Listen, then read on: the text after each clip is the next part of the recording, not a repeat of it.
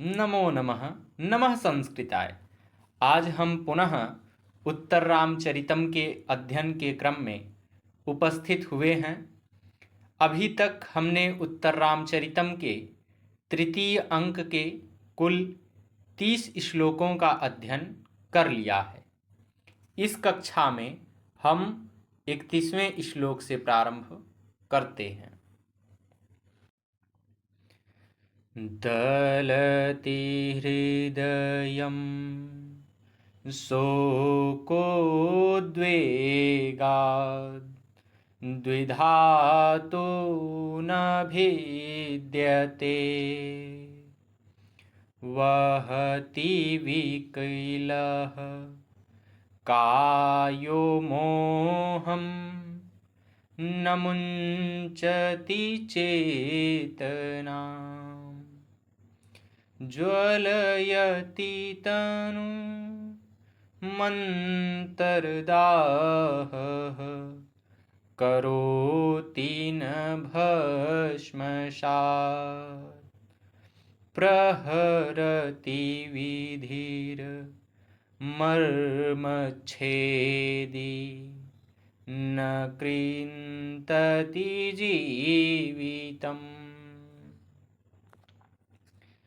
इसका अन्वय है, हृदयं शोकाद्वेगात् दलति द्विधा तो न भिद्यते विकलः कायः मोहं वहति चेतनां न मुञ्चति अन्तर्दाहः तनुं ज्वलयति भस्मसात् न करोति मर्मच्छेदी विधिः प्रहरति जीवितं न कृन्तति। इसका शाब्दिक अर्थ है, दलति अर्थात फट रहा है, शोकोद्वेगात अर्थात शोक की व्याकुलता से, भिद्यते अर्थात फटता है, विकलः कायः अर्थात व्याकुल शरीर, न मुंचति अर्थात नहीं छोड़ता है, ज्वलयति अर्थात जलाती है, अंतर्दाह अर्थात आंतरिक संताप, भस्मसात अर्थात भस्मीभूत, मर्मच्छेदी अर्थात मर्म स्थान को बीधने वाला, कृंतति अर्थात काटता है। पुनः एक बार श्लोक को देखते हैं। दलति हृदयं शोकोद्वेगात् द्विधातु न भिद्यते वहति विकलः कायो मोह न मुञ्चति चेतनां ज्वलयति तनु मन्तर्दाहः करोति न भस्मसात् प्रहरति विधिर्मर्मच्छेदी न कृन्तति जीवितम्। अर्थात मेरा हृदय शोक की व्याकुलता से फट रहा है, परंतु दो टुकड़ों में विभक्त नहीं होता। व्याकुल शरीर मूर्छित होता है, परंतु चेतना को नहीं छोड़ता। आंतरिक संताप शरीर को जला रहा है, परंतु भस्मसात नहीं करता। मर्म स्थल को बींधने वाला भाग्य प्रहार करता है, परंतु जीवन को सर्वथा नष्ट नहीं करता। इसकी टिप्पणी में हम बताएंगे कि यह हरिणी छंद में लिखा गया है और इसमें विशेषोक्ति अलंकार का प्रयोग है। 32वां श्लोक है। न किल भवतां देव्यास्थानं गृहे भीमतं तत स्त्रीणमिव वने शून्यत्यक्ता न चाप्यनुशोचिता चिरपरिचिता ते ते भावा तथा द्रवयन्ति मामिदं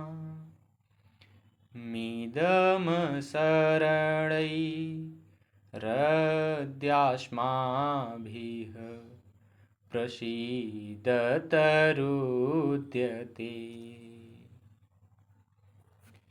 इसका अन्वय है, देव्याः गृहे स्थानं भवतां न अभिमतं किल ततः शून्ये वने तृणम् इव त्यक्त्वा न च अपि अनुशोचिता चिरपरिचिताः ते ते भावाः मां तथा द्रवयन्ति अद्य अशरणैः अस्माभिः इदं रुद्यते प्रसीदत।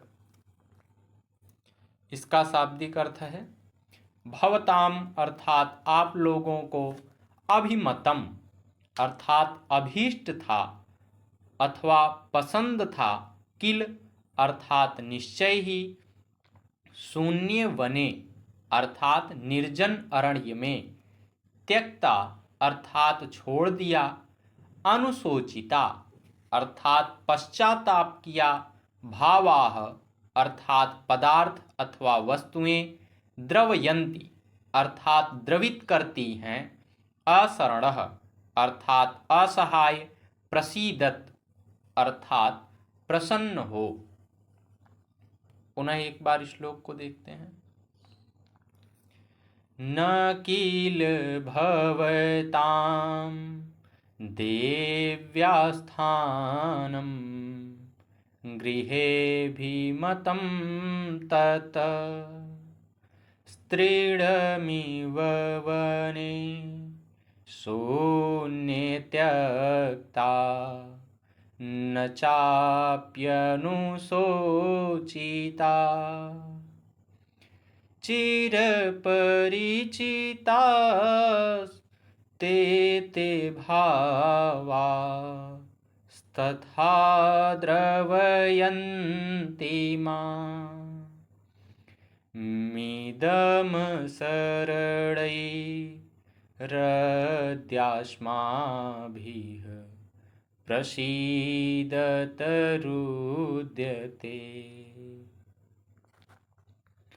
अर्थात देवी सीता का घर में रहना आप लोगों को वस्तुतः पसंद नहीं था, अतः मैंने निर्जन वन में तिनके के तुल्य उसे छोड़ दिया और उसका शोक भी नहीं किया। चिरपरिचित वे सभी पदार्थ मुझे अत्यंत द्रवित कर रहे हैं। आज असहाय होकर मैं रो रहा हूँ। आप लोग प्रसन्न हो। इसकी टिप्पणी में हम बताएंगे कि यह हरिणी छंद में लिखा गया है और इसमें उपमा और विशेषोक्ति अलंकार का प्रयोग है। 33वां श्लोक है। देव्या शून्यस्य जगतो द्वादशः परिवत्सरः प्रनष्टमिव नामापि न च रामो न जीवति।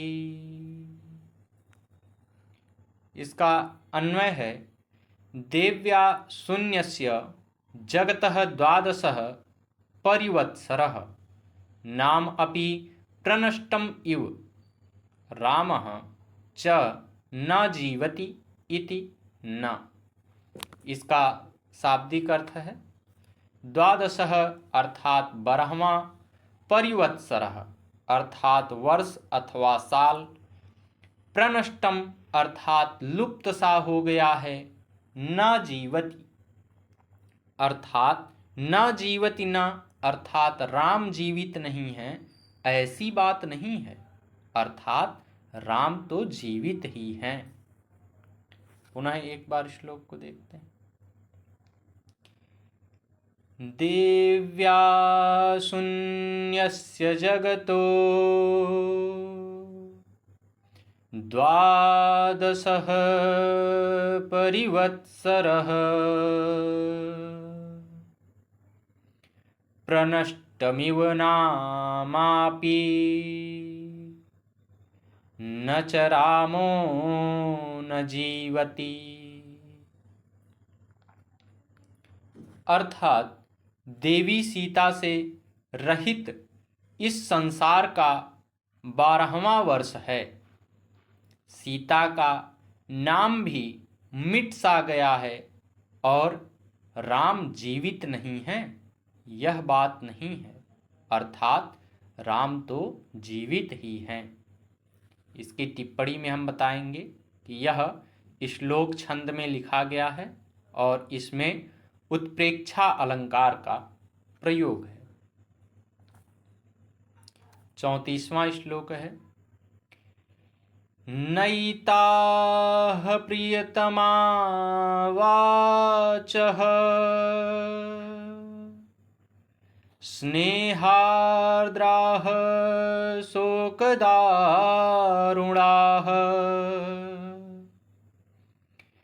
एतास्ता मधुनो धाराः च्योतन्ति सविशास्त्वयि।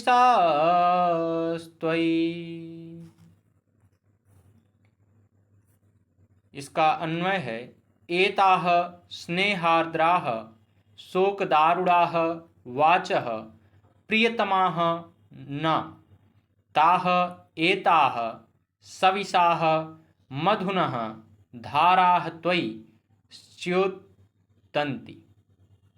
इसका शाब्दिक अर्थ है प्रियतमा अर्थात अत्यधिक प्रिय, स्नेहार्द्राः अर्थात प्रेम से गीले अथवा प्रेम से सिक्त, शोकदारुणाः अर्थात शोक के कारण, कठोर या निष्ठुर, सविशा अर्थात विष से युक्त, च्योतन्ति अर्थात टपक रही है अथवा गिर रही है।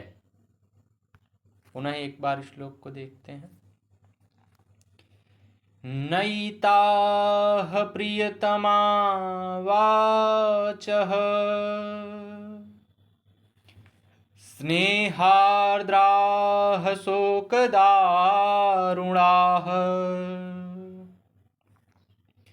एतास्ता मधुनो धाराः च्योतन्ति सविशास्त्वयि।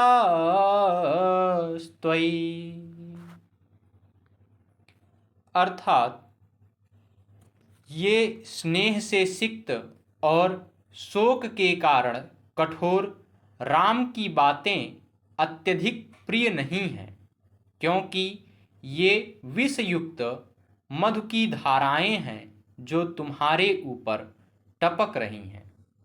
इसकी टिप्पणी में हम बताएंगे कि यह श्लोक छंद में लिखा गया है और इसमें विरोधाभास और अपहनुत अलंकार का प्रयोग है। 35वां श्लोक है। यथा तिरश्चीनमलात् शल्यम्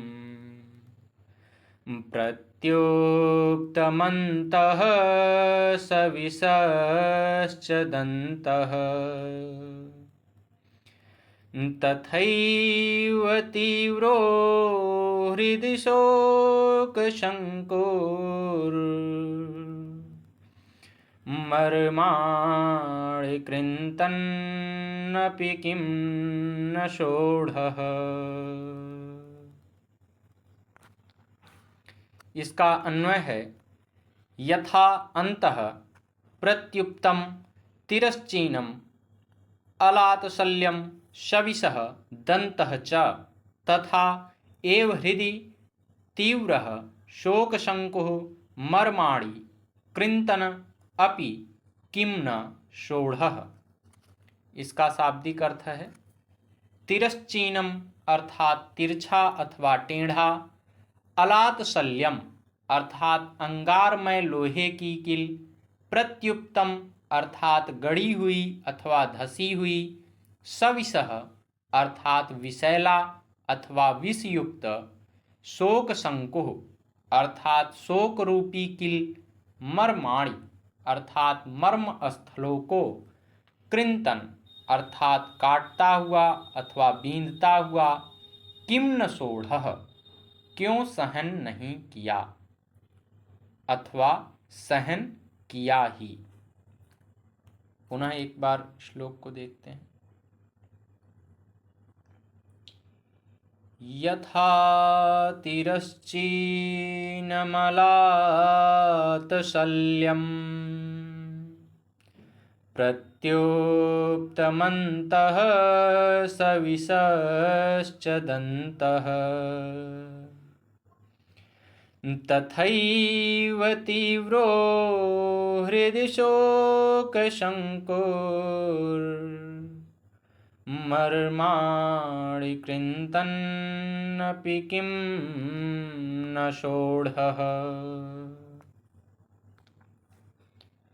अर्थात हृदय में धसे हुए तिरछे अंगारमय लोहे की किल के समान और विषैले दांत के सदृश हृदय में गड़े हुए तीक्ष्ण शोक रूपी किल को जो मर्म स्थलों को काटता रहा है, क्या मैंने नहीं सहा। इसकी टिप्पणी में हम बताएंगे कि यह उपजाति छंद में लिखा गया है और इसमें उपमा, रूपक और अर्थापति अलंकार का प्रयोग है। नमो नमः। नमः संस्कृताय। धन्यवाद।